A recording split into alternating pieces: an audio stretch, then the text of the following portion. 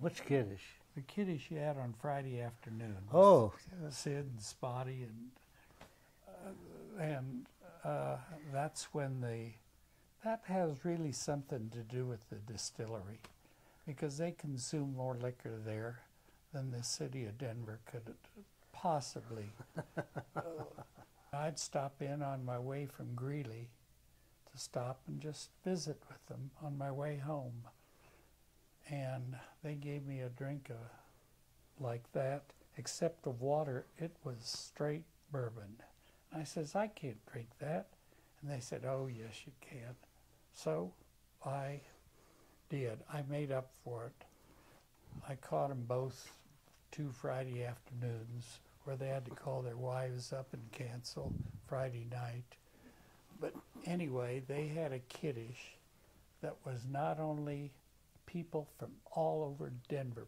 I met people there that are friendly today. Weren't there that many people there? All kinds of people. And Aunt Bess. Well, they filled up our warehouse. Well, they sure did. Aunt Bess, who was Spotty's wife, second wife, who was actually aunt before she was my aunt. She was a friend of ours in Fort Collins before she married Spotty. But she was a marvelous cook. And she made pretzel that you cannot buy in any deli today. It was that good. And she made feasts. Do you know what I'm talking about? Fishka? Called Challah.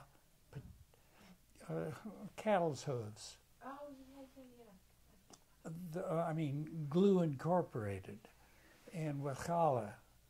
And they made stuff. It was a gourmet delight to go there, an ethnic gourmet delight. We had all kinds of delicacies, plus a little bit of liquor. That's an understatement for sure. Of course, he never drank, so he always remembered what went on, but nobody else did.